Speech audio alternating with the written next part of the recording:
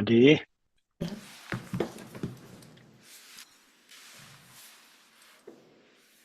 How's it doing?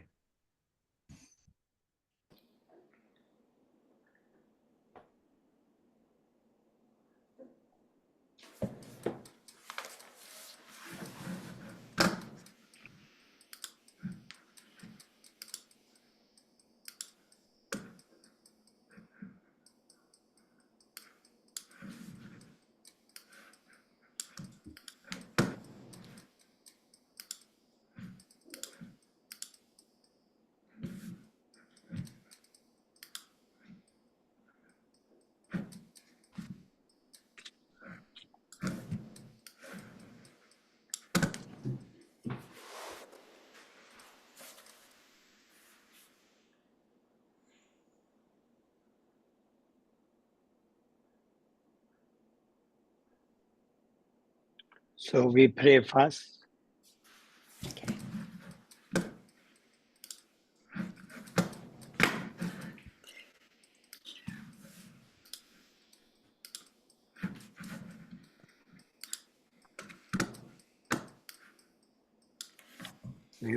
Yeah.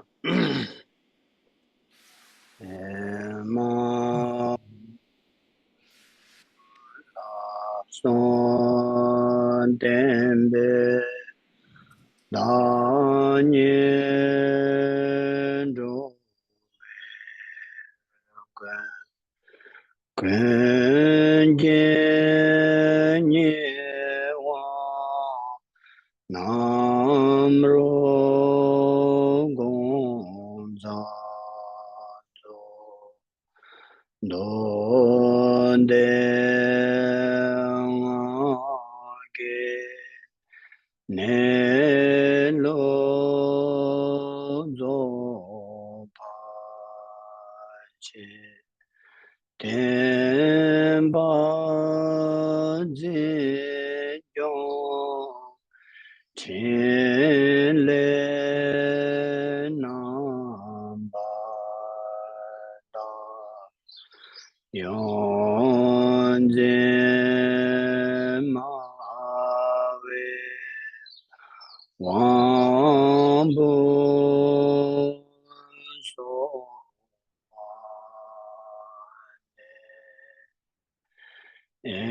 ma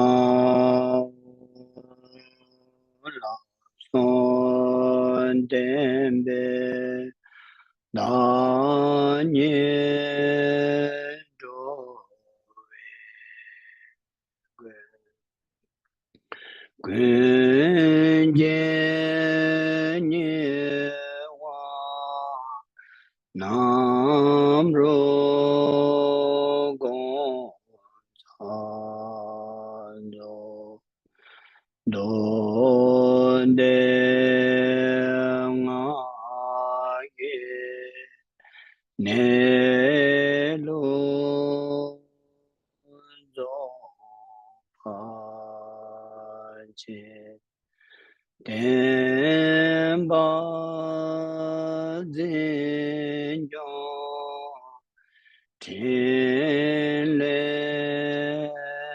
na ba da yong zin ma we wang bo so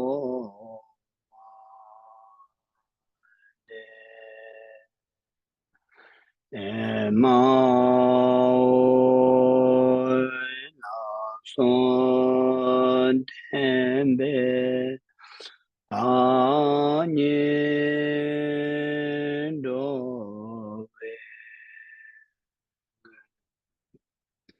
Gwen gen ye wa nam ro gong san do de nga ge ne lo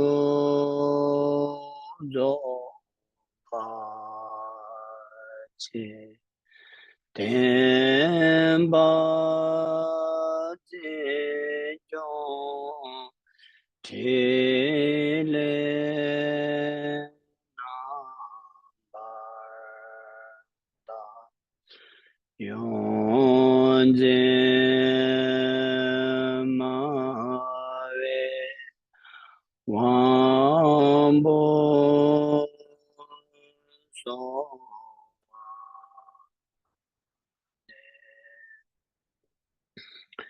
Emaho to the master who teaches the three training protectors of all beings, to the emanations of the omniscient Nyuang, who completes the primordial intentions and actualization through your great perfections of the abiding nature of Sutra and Tantra, your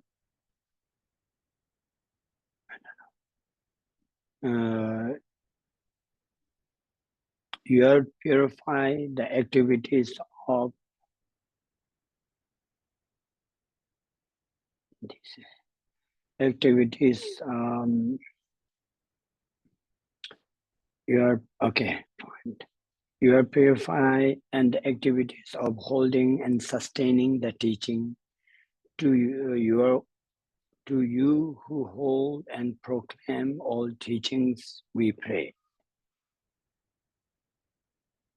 So, Tashidale, everybody.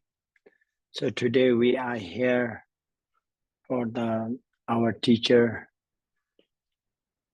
Yongdzin Rinpoche. And just now, I pray the Guru Yoga of Yongdzin Rinpoche. And today, we want to talk a little bit about his wonderful spiritual life. And we want to talk about his dedications on spiritual, and we can learn something from him.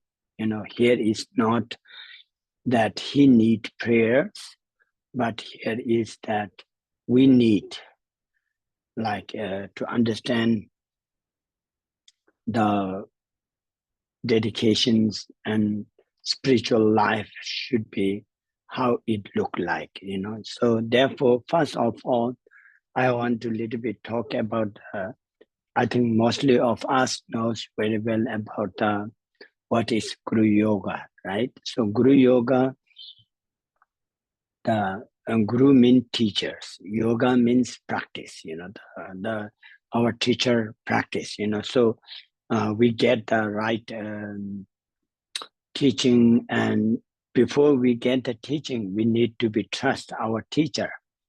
Actually, when we look to every teachings, there are talking about the qualified teachers and qualified student.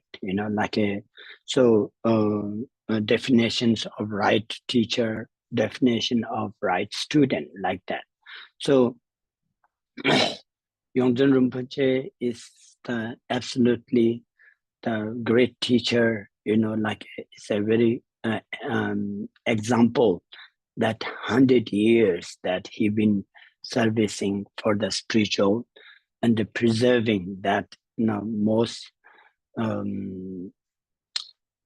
indigenous teaching, that the teaching of Tibet itself, that teaching that's really these ancestors of Tibetans, that they discover or they practice, or Buddha Thumbashara teachings that he born in the Mind Kailash area, and then he teach all over.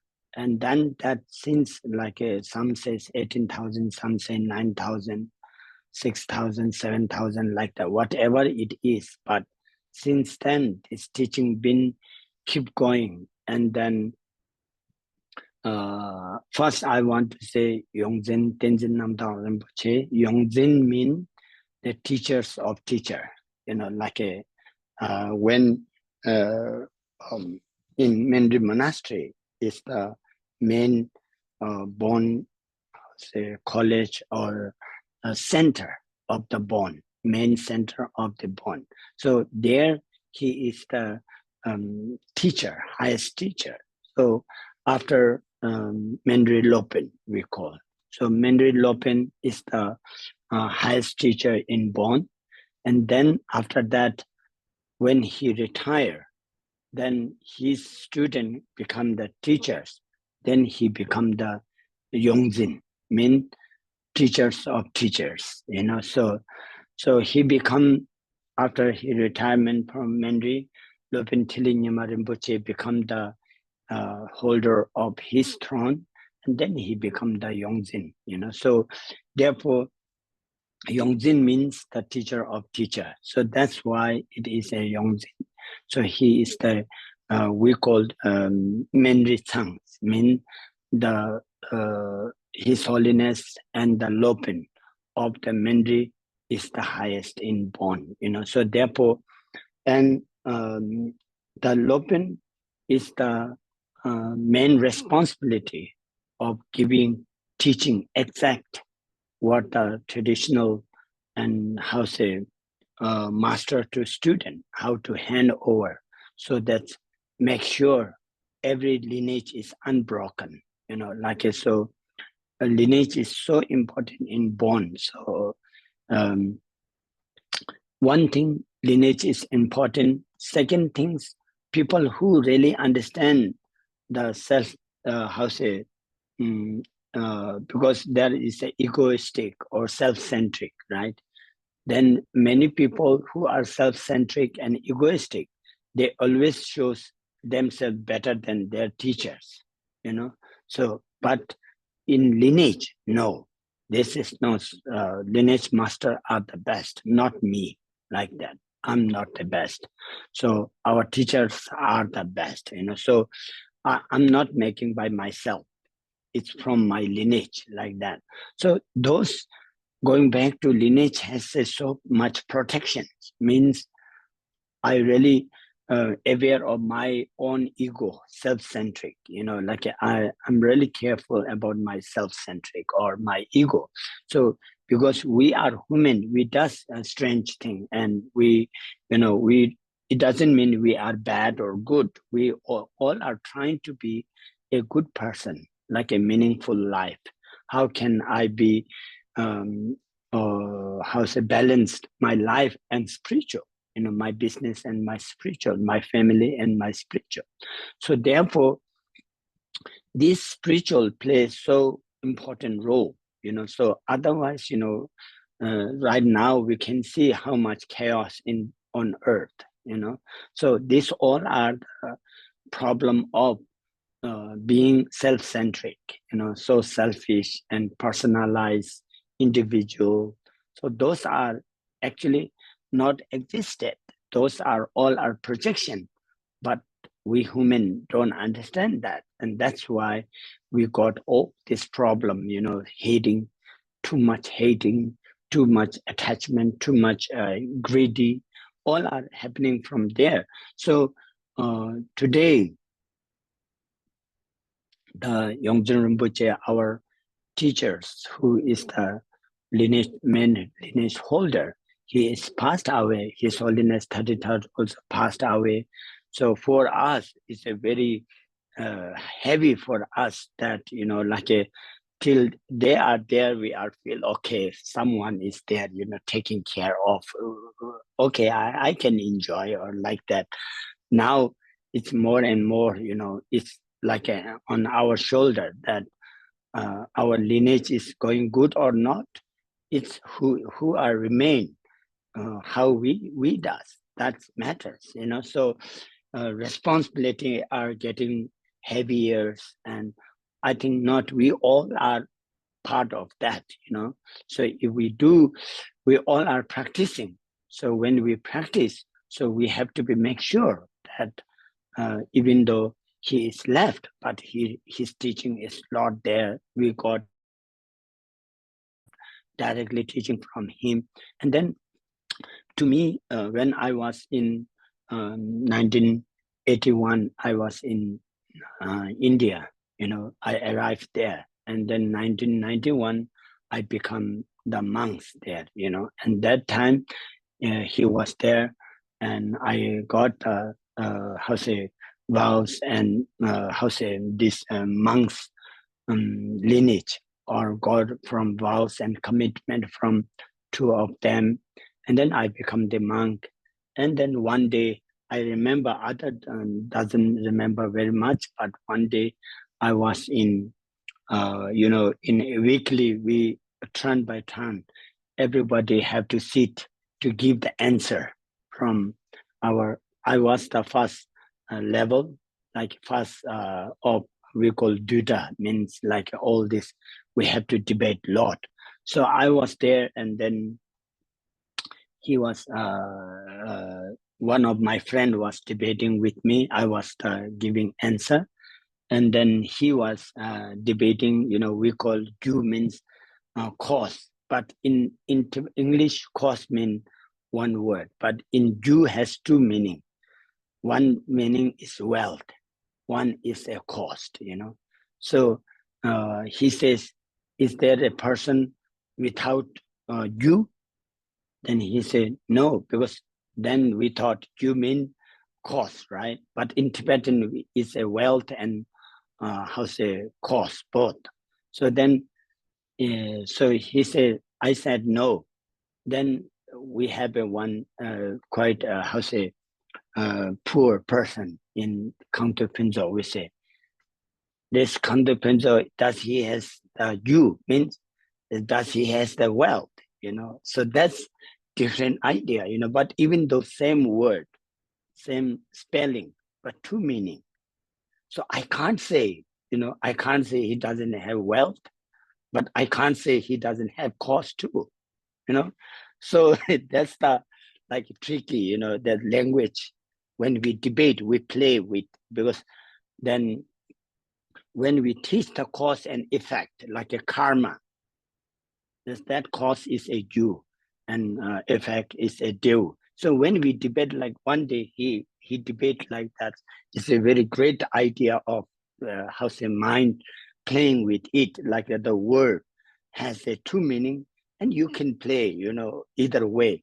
So those are like a great, but not only this, that Yongdzin Rinpoche and Holiness both together make sure that all the initiation, all the teaching, all the transmission, all the practical guide are really hand over, or not months and months and months. They recorded it. They make sure everybody get those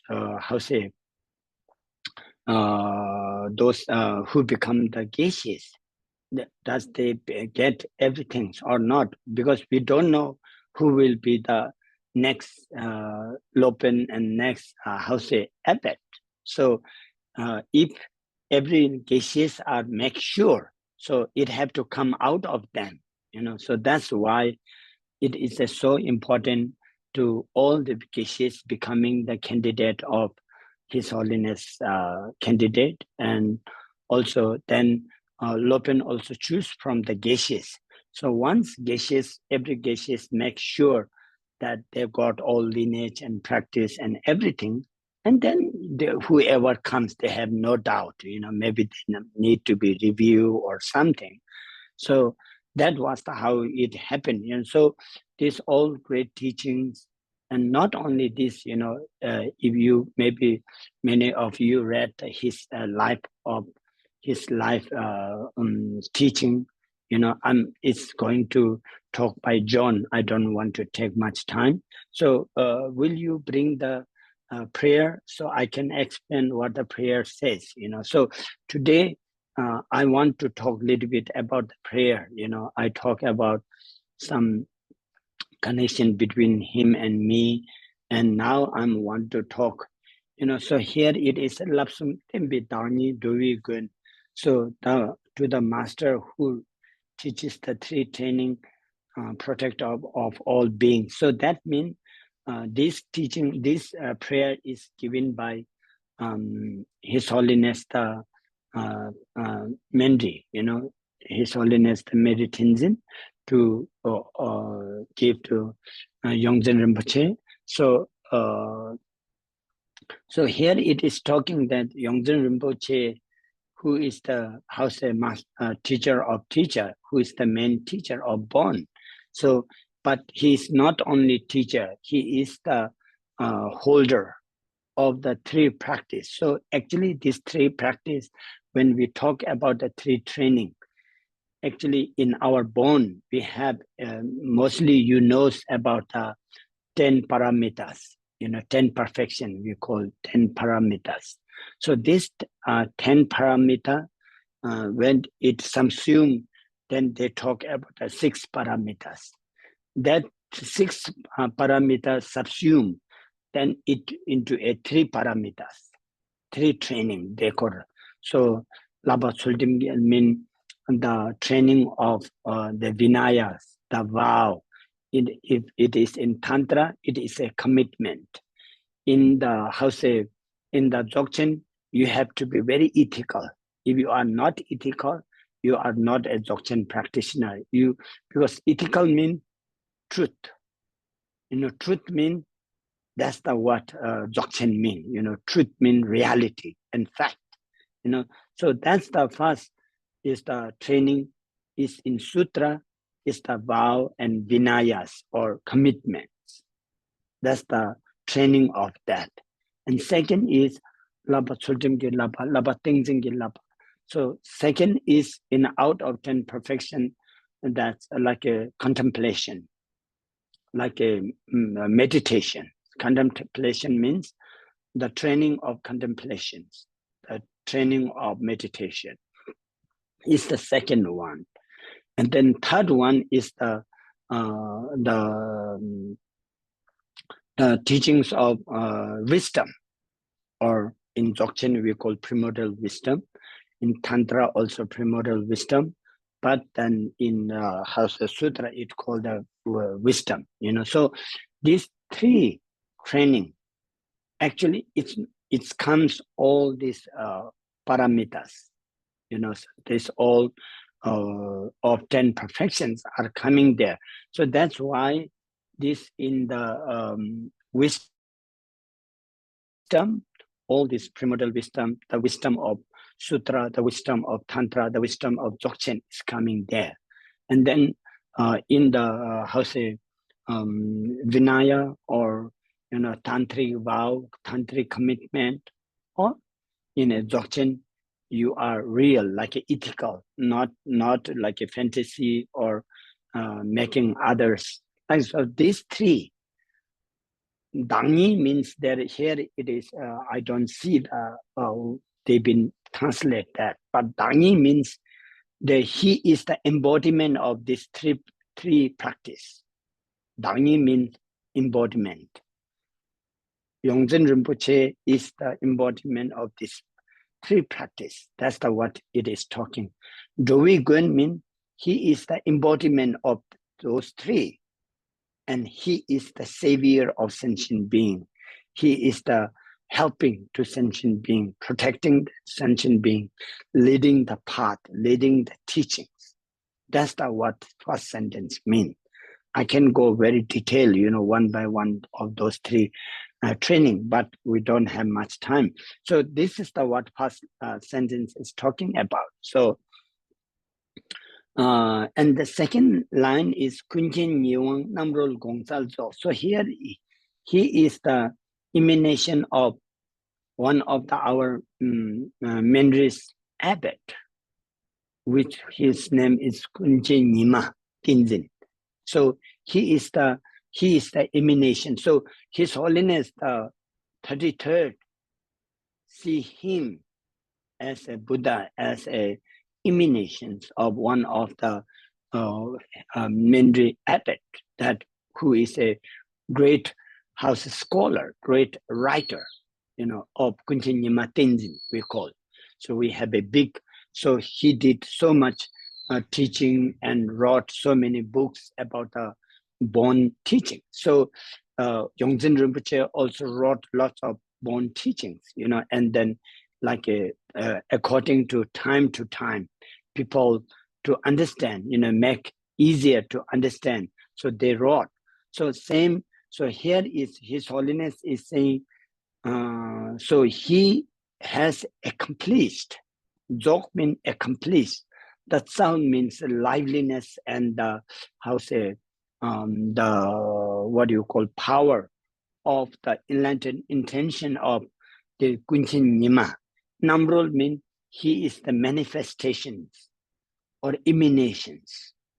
He is the emanation and manifestations of the Kunchen Nima Tenzin. So that's the like how he is done. So this, when Holiness pray for him, that he sees that way.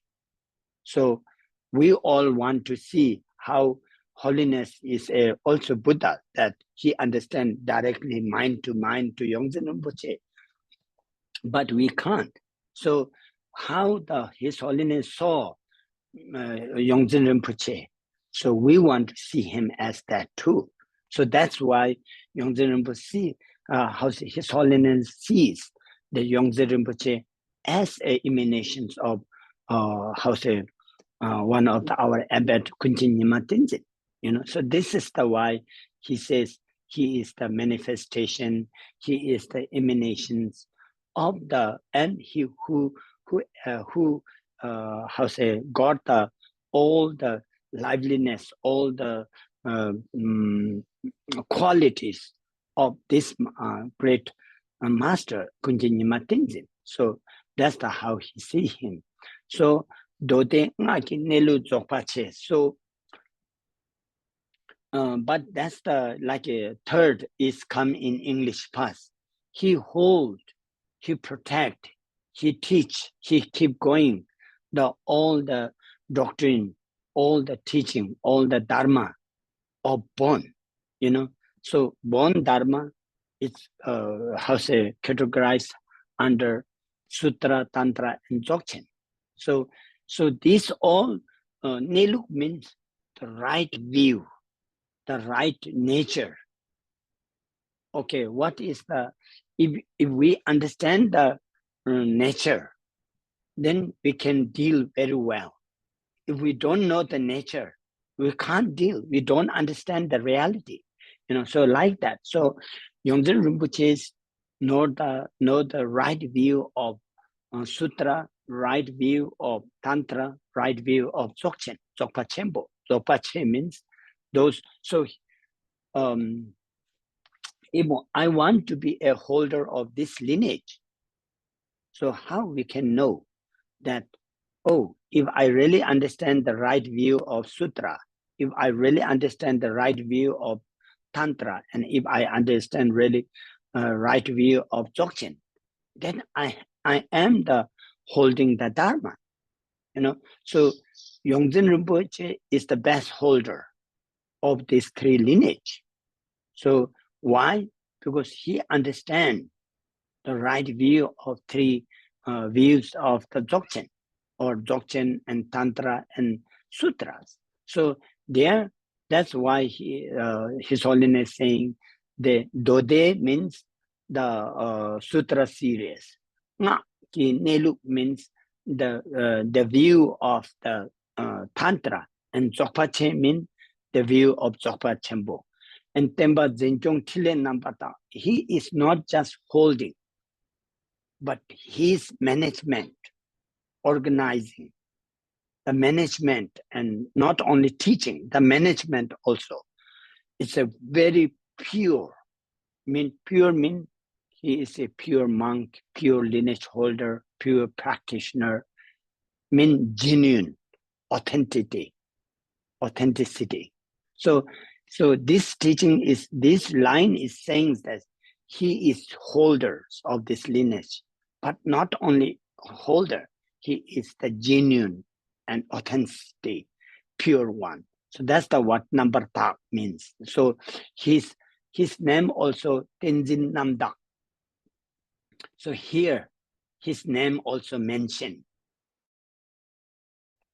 because as your name is Tenzin Namdak, mean right, genuine lineage holder. So if I translate the Tenzin Namdak meaning, is the holder of genuine born teaching, born doctrine, you know. So that's his name, and that's why he also put he is very genuine to his enlightened activities, to holding the Dharma, holding the born lineage. So that's what it is saying in the, I'll say, fourth line. And then fifth line, Yongdzin Maiwi Ongbor, so are there. So I'm praying to the teachers of teachers, who is like a, in Maiwi Ongbo means like a, in court, when the judge has a hammer and says something, everybody silent, you know, like a lion roar, we call.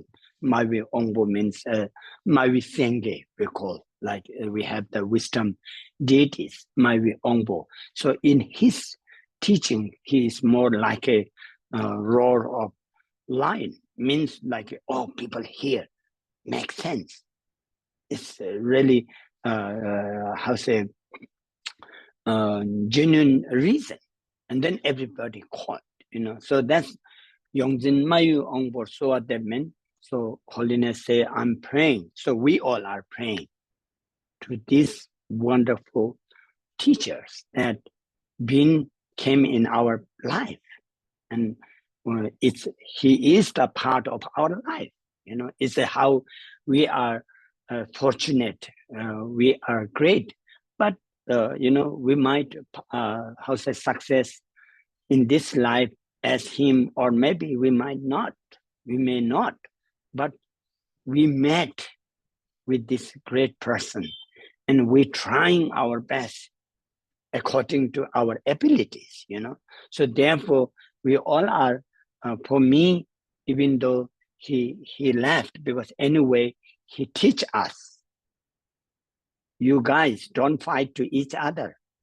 You understand that, you know, most important is to holding the teaching genuinely as he did, you know, how to be present now, work together, so that this spiritual teaching keep going and serve the humanity, as, you know, how he enjoy his life, how his practice make his journey so perfect, you know, like that. We need to be also, our journey of spiritual journey should be also like his, you know. But if we don't practice, we don't get. So therefore, this is the how that His Holiness the 33rd see him. So I think why we want to be taught this is Guru Yoga is most important.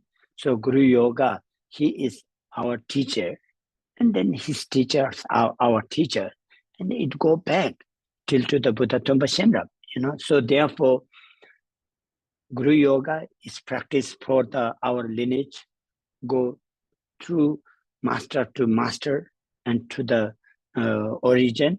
And then also we remember his life, his genuine, his dedication, his as Holiness says, he's a very skillful. He's a very good at managing. You know, just knowing the teaching is not enough. You know, so many people, when I go to West, why, Geshe, this you listen, you ask this person, who is him? You are the teacher. I said, no, I'm teacher, but I'm not the organizer, because I don't know how to organize in other place like that, you know. So, but just knowing the Dharma is not enough, but how to manage, how to teach other, how to share other, so that this teaching keep going. It's the most important.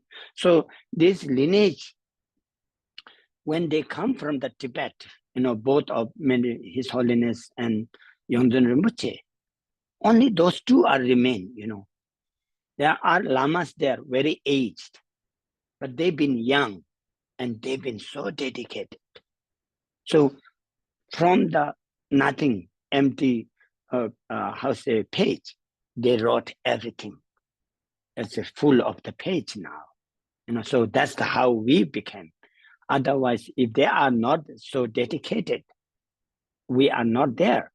I'm not there, I'm no more Geshes, So therefore, I really appreciate, and then, all of us, so many Geshes teach us, and we are here. So therefore, I think we remember his kindness, his, enlightened intention. I don't want to say his intention only, his enlightened intention, his Buddha awakened intention. Enlightened intention means his awakened intention. It's not like a ordinary intention. It's a pure, that Dharma intention. So therefore, if there is, we can, when we practice today, after this, maybe we will again recite these this prayer again, and then how much you get in your mind, and you practice. So you visualize the Yongdzin Rinpoche, here in front of you. You just feel his presence. We have to feel his presence, and we have to remember his teachings, and we have to remember his dedications. So this is what we are going to do after this. If I don't know, question and answer is later after the John talking about his life. Okay, so we first 2-3 minutes, and then I will start prayers. Just keep quiet and feel the presence of Yongdzin Rinpoche.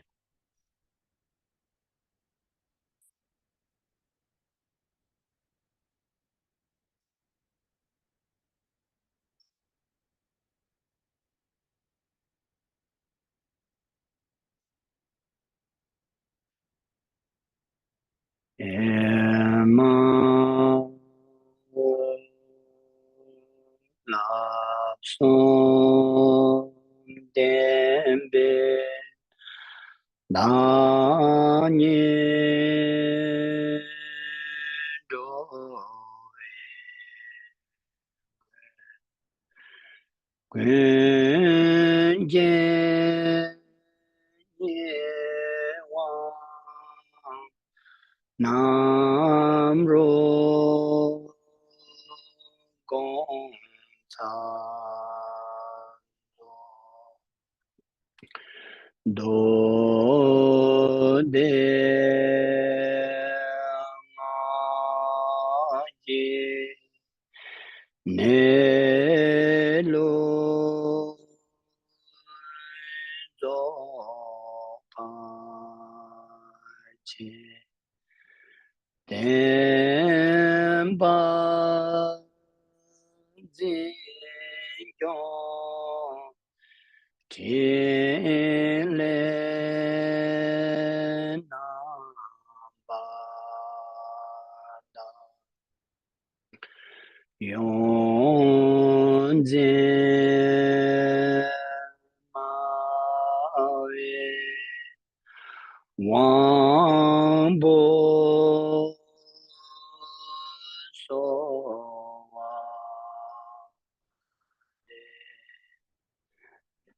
Ema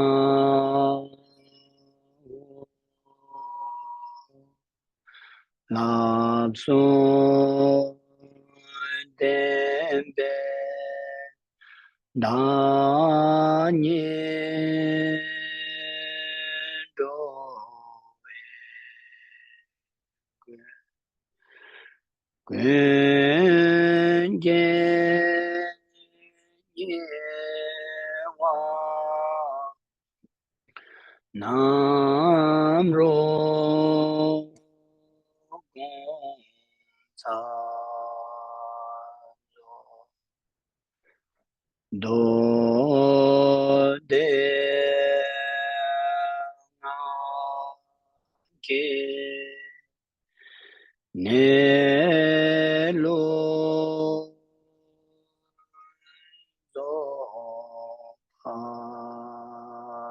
Je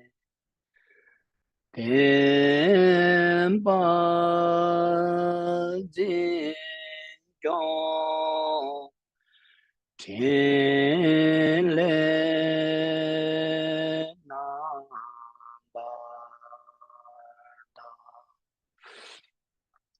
Yongdzin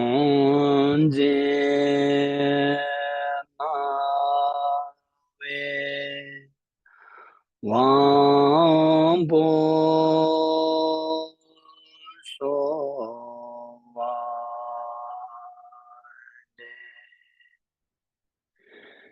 Emma Ho La So De Be Da Nian Do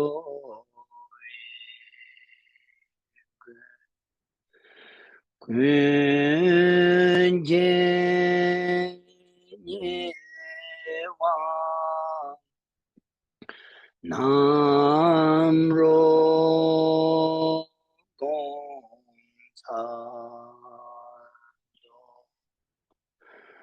Do De Ma Ji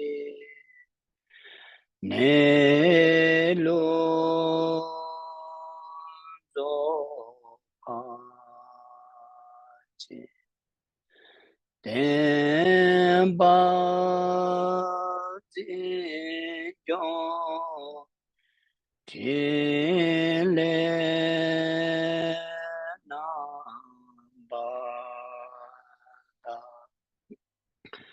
Yongdzin Ma We Wang Bo So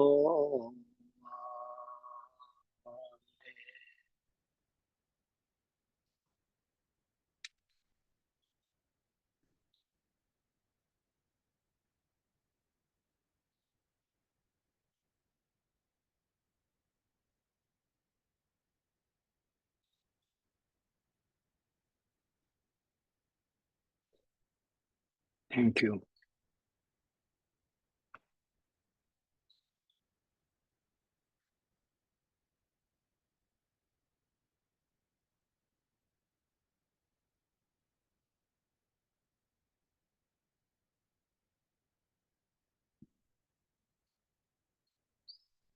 John, please, now you can start. Thank you, Geshe. Well, it's a great privilege to be able to share a little bit about Yongdzin Rinpoche's life. We thought this would be useful because while many of you have heard his name and seen his pictures and so forth and know that he's a great Lama, you may not be really aware of many of the details of his life. And the more you learn about his life, the more inspired you become. I really encourage anyone who's interested in reading one of his biographies. This one came out about 2 years ago. It's called The Life of a Great Bunpo Master, the biography of Yongdzin Tenzin Namdak Rinpoche, 450 pages to give you some idea of his life. Beautifully illustrated with photographs. He collaborated with Khenpo Tepe Yungdrung, the abbot of Treat Norbutse, and other of the lamas at Treat Norbutse to compile this, and also with Charles Ramble. Charles Ramble is a Tibetologist at Oxford that I also helped with the editing of this book. So I'll be drawing from this, and also just from my personal recollection, because I've known Yongdzin Rinpoche since 1992. Tenzin Wanzhou Rinpoche invited him to come to Virginia to teach for the first time in 1992, and I organized and attended many, many retreats with him. I'm not even sure how many, both in the United States and in Europe, and then spent quite a bit of personal retreat time at the monastery at Treat Norbutse with him. So he's my root Lama. I'll always be deeply, deeply grateful for all the generosity that he has shared with me personally. Maybe instead of looking at us while I go over this biography, Debbie, you could just pull up the first image that you showed of Yongdzin Rinpoche. at the very beginning of the presentation. So I'll give you a moment to do that. There you go. So that's Yongdzin, and that image really captured his spirit, because he is such a warm, friendly person, also amazingly humble, amazingly just full of joy. He loved joking. He loved telling stories. He was very playful and loved to play jokes on people, and amazingly humble. And one of his favorite activities was actually playing with young children. Some of you may have met Largin, who was his attendant for the many years. And Largin came there as a little boy. He was an orphan and lived at and Yongdzin Rinpoche kind of raised him as from a very early age. But I remember one time I was there at the monastery, and he was out like playing marbles with the little boys that were like 8 or 9 years old in front of his house. So just a very, very warm personality. But you'll see he came from a very difficult situation.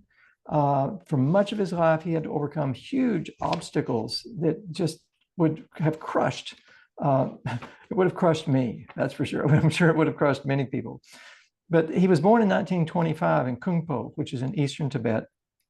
And before he was born, though, his mother received a dream in which she was visited by a yogi with white hair who gave her a scripture before Yongdzin was born, and says she was carrying within her the spirit of Bun. His parents, so his difficulties began early. His parents separated at age 3 because his father came down with leprosy and could no longer live in the village. And then his mother went back to live with her family. And so then he lived with his uncle until he was age 7, and they could just barely get by farming and raising livestock. And at the same time, because Kungpo was in a border region between Tibet and China, there was constant fighting going on between the Chinese army and the Central Tibetan army. And they would basically take over people's houses, land, take all their food. And so people were fleeing the area. There were many refugees leaving the area where he grew up in Kungpo because of all the fighting between the Chinese and the Central Tibetans. He started his studies of the Bun scriptures at Tenzin Monastery in Kungpo at age 10, studying under his uncle, who was a teacher there. And then at age 11, he began to be trained as a Thangka painter.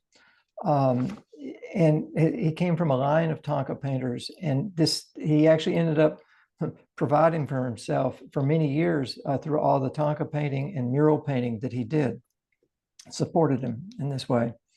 At age 16, he went to Yongdzin, which is one of the great monasteries of Bun in Tibet, to paint murals, and he began his studies of the scriptures very seriously there.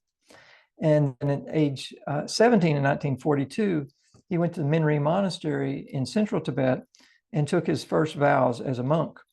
And then shortly thereafter, he went on pilgrimage, walking all the way across Tibet to Mount Kailash and doing the circumambulation only 6 times because he got sick.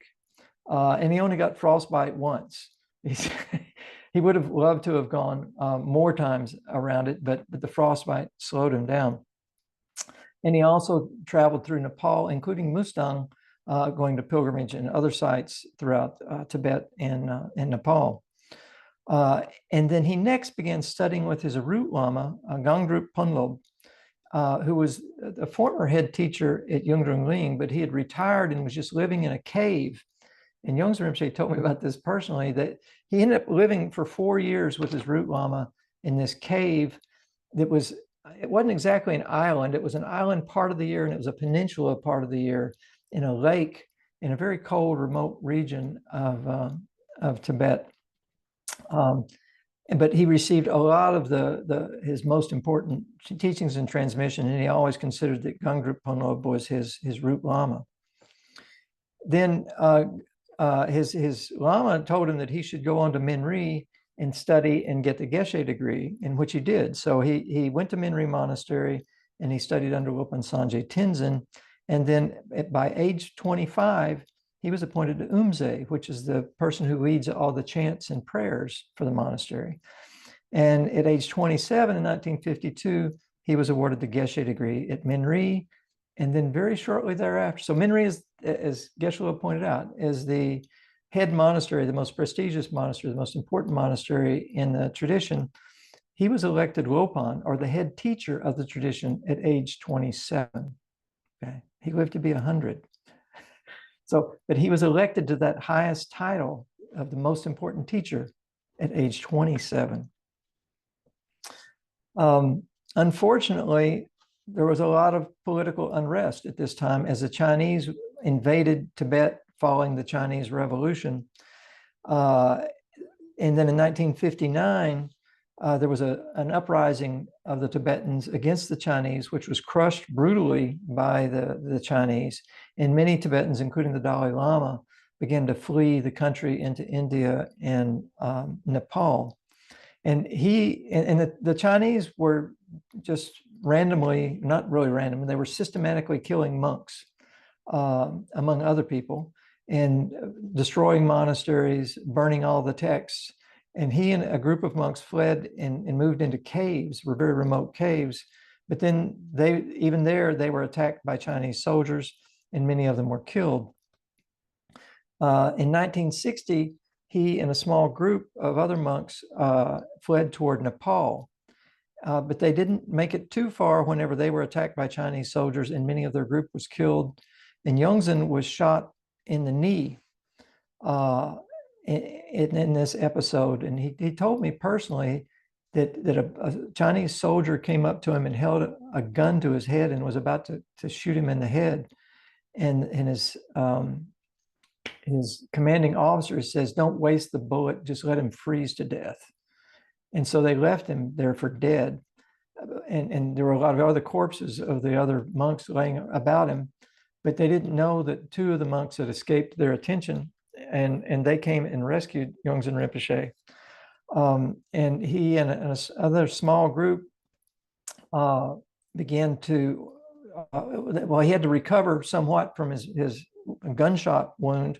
And of course, he couldn't walk, having been shot in the knee. But they did travel for 22 nights by foot to get to the Mustang border. They traveled by night because they were afraid of being detected by the Chinese army. And of course, they were begging for food from any of the Tibetans that they saw. And they had literally only the clothes on their back and a few of the relics that they had preserved from Minri Monastery. But he did get out in 1960, and they got originally to Mustang, and then went on down to Pokhara, and then later to Kathmandu. And in 1961, he met David Snellgrove, who's a professor at the University of London. And when Snellgrove met him in a refugee group there, and he talked with him a little bit, he realized he was talking with the highest teacher of the whole lineage, and it was this great treasure. And Snellgrove invited him to the University of London, along with Sanjay Tenzin Jongdong, who later became the abbot of Minri, and Samten Karme. So he invited these three high monks to the University of London to help him with a translation project. And the group of them translated the 9 Ways of Bun, which was the first major Bunpo text published in the English language. His Holiness the Dalai Lama asked Yongdzin Rinpoche to return back to India after 3 years in London in order for him to reestablish a Bunpo community in exile, because all the Bunpo community had been scattered throughout Nepal and India. And the Dalai Lama really felt that it was necessary to draw the group together, reestablish their community, reestablish a monastery in order to preserve the tradition. And he asked Yongdzin Rinpoche to be the leader of that task. So he returned to India, and he traveled and met with many refugee groups across India and Nepal, trying to gather a community, to locate land, and to raise funds. And after several years in 1960 of these efforts, in 1966, he had located 150 acres near Solan in Himachal Pradesh. And with the help of the Catholic Relief Services, they acquired the land and established the Bunpo settlement, which is known as Dolanji. And Then in 1968, he refounded Minri Monastery in exile in Himachal Pradesh at Dolanji. Unfortunately, the previous abbot had died in India from the terrible working conditions. They were working building roads. And so they had to, there was the group of the High Lamas that were there in Dolanji gathered together, and they did the 2-week divination ceremony in which they chose the next abbot, which was the 33rd Minri Tenzin, which many of you are familiar with.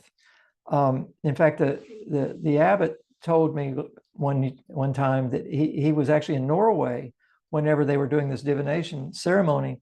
He was working with Per Cavern on some translation project, and he got a telegram from India saying, "You've got to come back now. You're the abbot now." And it was like, oh my God. He didn't even know that they were choosing a new abbot. He didn't know that he was a candidate. And he just got the telegram that you're the abbot now, you've got to come back. And then whenever he came back, all the High Lamas, led by Yongdzin Rinpoche and Lopen Sanjin Tenzin, proceeded to give him 2 weeks of initiations, 2 or 3 weeks, solid. He said all day, every day was just filled with one initiation after another, because the abbot of Minri has to hold all of the teachings, hold all the lineages. So these were transmitted to him by all the remaining senior lamas. But you have to realize at this time, you could count on your fingers how many senior lamas were left in the Bun lineage. The lineage had almost been wiped out by the Chinese. It was on the verge of extinction. So they were desperate to try to preserve this lineage. So the abbot and Yongdzin Rinpoche worked ceaselessly, just tirelessly, to train the next generation of Geshes. So they didn't immediately establish the dialectic school. It was not until 1978 that they established the dialectic school, which is a school within the monastery in which they trained the Geshes. But then once they did, he literally taught every day, never left, until the first class graduated in 1986. And that class included Jula Rinpoche, who some of you have met in Mustang, and Tenzin Wangyal Rinpoche. I think there were 6 or 8 in the very first graduating class, and Jula Rinpoche was the most senior of the group. And then fortunately in 1986, the Chinese began to relax their control over Tibet to some extent, and he returned to Tibet for the first time, and he visited many of the monasteries and pilgrimage places. And he told me the experience that he had when he returned back to Minri Monastery in Tibet for the first time. And there's a mountain pass that you come up over, and you make prostrations when you first see the monastery. And whenever he looked out over it, the Chinese had opened up the heavy artillery and simply blown up the monastery. And all that was left was the foundations of the monastery. And he said, that I really knew impermanence when I saw that it happened. It really hit him. But once he returned back from Tibet, he had not accomplished enough yet. So he began and founded Tritan Norbutse Monastery in the Kathmandu Valley near Swayambhu, which is also a sacred place for the Bunpos. And then in 1989, he began the first of many teaching trips to the West.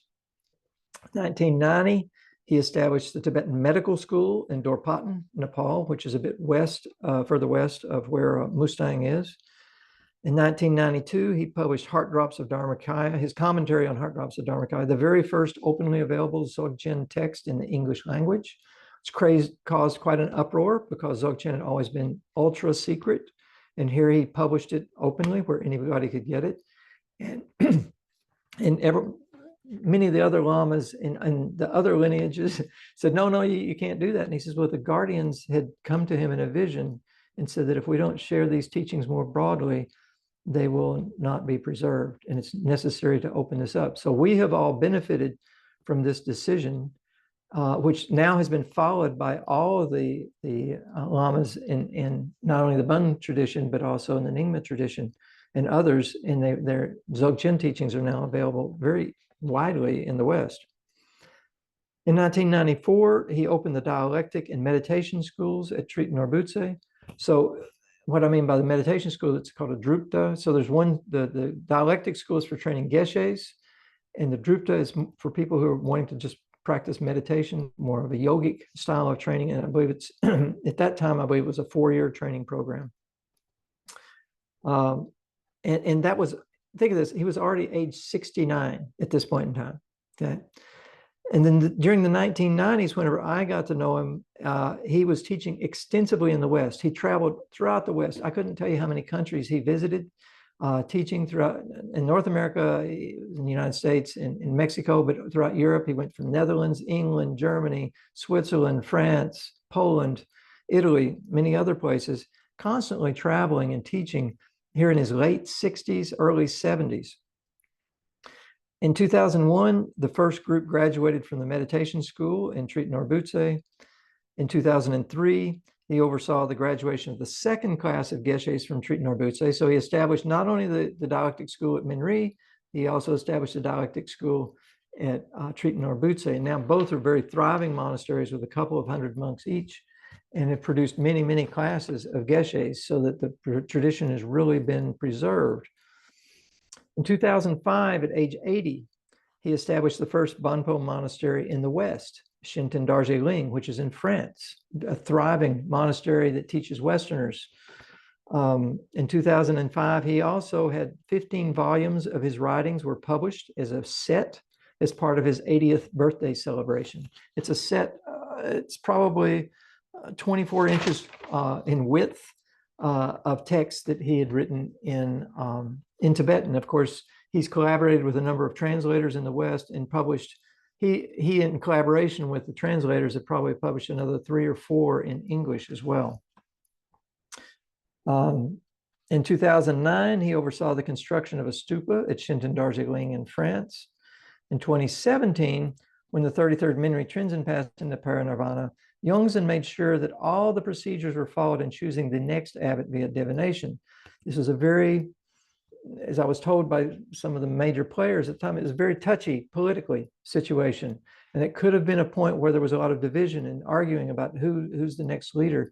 And he guided the process through Khenpo Tempa Yongdrum and Punlop Tenla Nima, and everything went very smoothly for the choice of the next abbot through the divination process. And then, of course, in 2025, at age 100, there was a huge celebration earlier this year and the opening of the new meditation hall, a beautiful meditation hall at Trita Norbutse in February. And then Yongdzin Rinpoche entered his final meditation in his body on the June 12th of 2025. And he remains in Tukdam meditation now 5 days later. So Debbie, could you pull up that image that I sent you just before we began? So Tukdam meditation is whenever a great master passes into meditation at the moment of death, and they remain in meditation for days, sometimes even weeks, sitting in meditation. So this was taken, I believe, yesterday, and he's still sitting in meditation. If you scroll down a little bit, you can see his hands are in the meditation pose as well. They actually postponed the next stage of the funeral ceremonies because he's still sitting. He's still sitting in meditation. And so they're going to, I suppose, that they're going to continue waiting until there's a sign that he is completed, which typically means that the head will drop over because he is still sitting in an upright pose, which is not what you or I would be doing probably after we had passed. So this brings up a point that the prayers that we do for a great master, or at the time of the passing of a great master like Yongdzin Rinpoche, are quite different than what we do if an ordinary person like us passed. Whenever we're trying to help an ordinary person, we do prayers to help try to clear their karma, to guide them through the bardo, to help remove their negativities, to remind them of their teachers, remind them of the teachings they've received. In the case of a great master like Yongdzin Rinpoche, totally unnecessary. He's in a very good place. I mean, he was meditating as his breath and heart stopped. the prayers that we are doing now we're trying for our benefit. We're trying to unify our mind, our awareness with his all-encompassing ocean of awareness at this point in his own meditations. So it's a very different set of prayers that we do at this time. And I have to say, many people have written to me personally and said, I express condolences for having lost your teacher. And, whenever I heard of his passing from the abbot, I didn't feel any sadness whatsoever, because I know we will always have a connection. And there's no difference whether he's in a body or not. And he will continue to benefit all beings. There's no question. There's no question. So it's, for me, of course, I would love to sit with him and hear more stories and jokes from him. But at the same time, I know he will always be my protector. He'll always be in my heart. Just the way it works. Geshe, do you have anything you would like to add?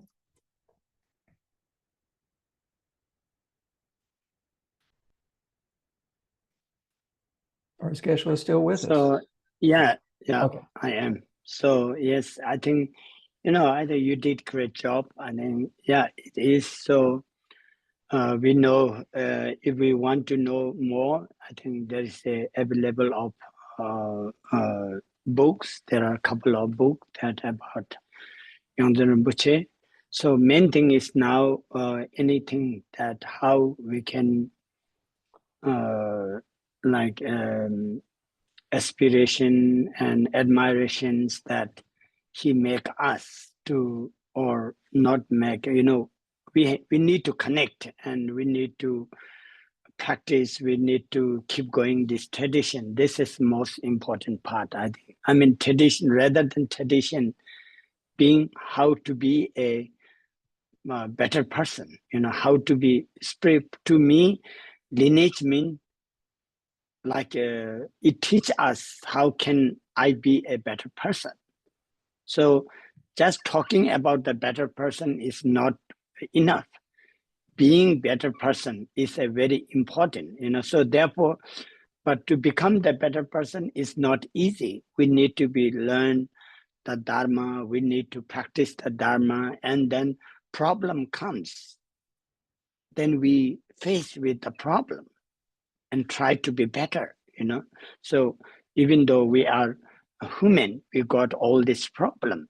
Being aware of our own problem and solution and wisdom and dedication, and because by those masters, when we know their life and that experience us or admire us, so that it give us power to work on becoming better person.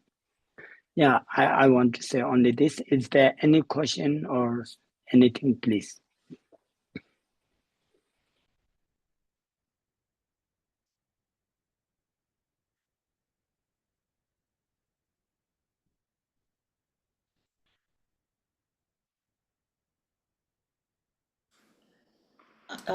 Geshe and John, I have a question, which is,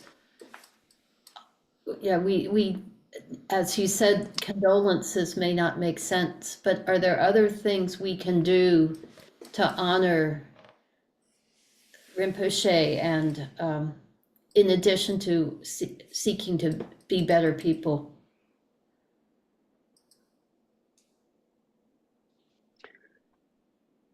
Yeah, I think, main is to study and practice, so actually study and practice is not so easy, right? It's a very boring, look like, so talking and being in one group and, showing ourselves there is like just follow what the other does, we human has a very strange things that we don't listen our heart. We look what the others are doing, what they does, and we follow them. We don't listen our heart, If we listen our heart, we need to be connect him. We need to connect with the Dharma. We need to connect to all the time. We are thinking, how can I become a better person? You know, I can help other. You know, so if we listen those, then I think it will be get better. You know, so now there are lots of people from all over the world, and many his students are doing sadhanas, practice prayers, and then remember his teachings. You know, I think we can join like this. You know, you've been joining now, and another some. If you can participate with those ceremonies, that's a good part. I think, you know, like to, even though sometimes we don't know, but this master like a Lopen Tili Nyima Rinpoche is also here. Khenpo Tenpa Yongdong is also here. Soon, His Holiness will also here. You know, so all monks and everybody will get together and do prayers and like that. And if we, I don't know how, but if we can be part of that, you know, so that will be the things to do, I think. You know, in many of the texts where it talks about making many different types of offerings, the highest offerings one can ever make is your own primordial awareness. Right? So if the greatest respect, the greatest way that we can honor a great master like this is through our own naked awareness of nature of mind. That's what he would most value within us, is to realize that nature of mind within ourselves. So that's the greatest offering that we can make.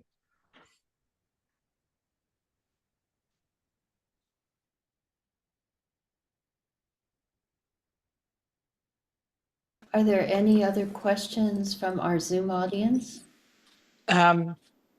It's not so much a question as just to say thank you, for Debbie for making it happen, and to Geshe, Sonam, and John for sharing such a joyful, heartfelt, authentic perspective, and the explanation of the prayer I found really quite wonderful, changing the experience of doing it.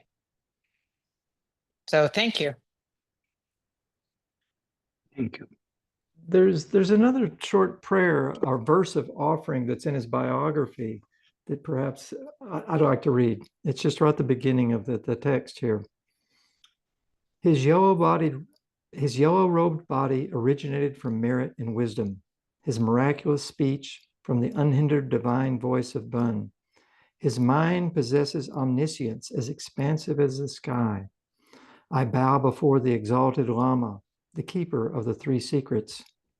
Skillful in transforming the profound ocean of scriptures, he possesses great realization and virtuous discipline.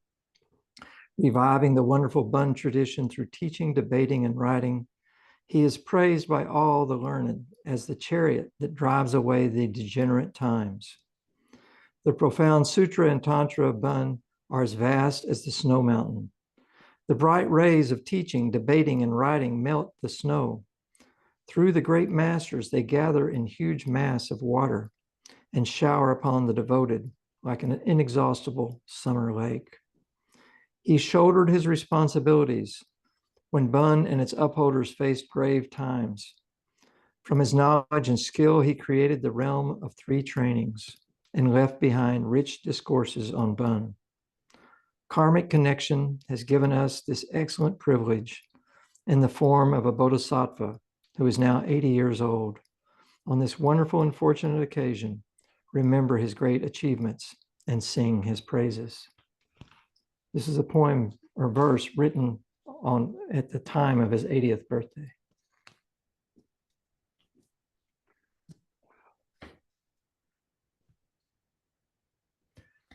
Shall we do dedication, Geshe? I think we've gone Yes. a little over our allotted time as typical.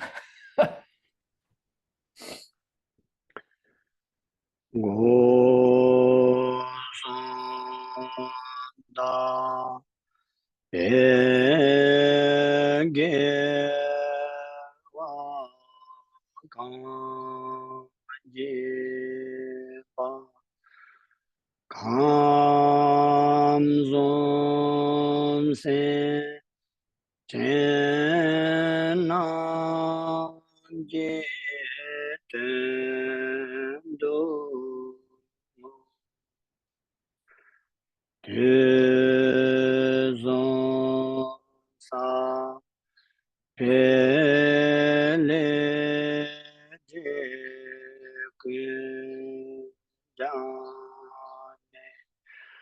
Kosondo Pesanye Nyodo Yo. All pure virtues that I have done through the three doors, I dedicate for the welfare of all sentient beings of the three realms. After having purified all karmic obscurations of the three times, may we swiftly achieve the complete Buddhahood of three enlightened bodies. Thank you all.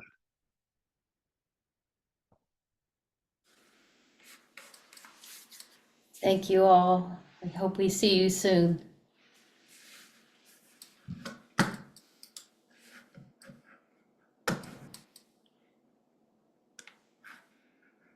Thanks so much. Night, everybody. Good night.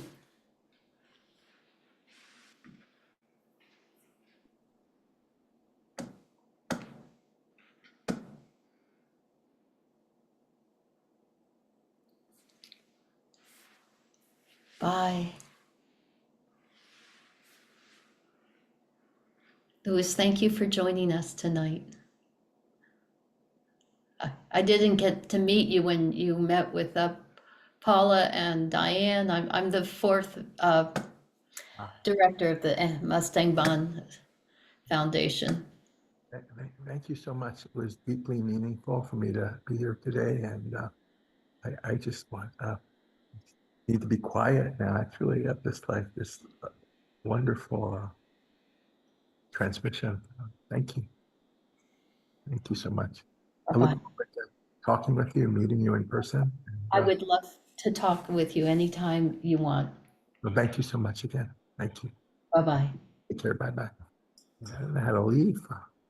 I'll stop the meeting.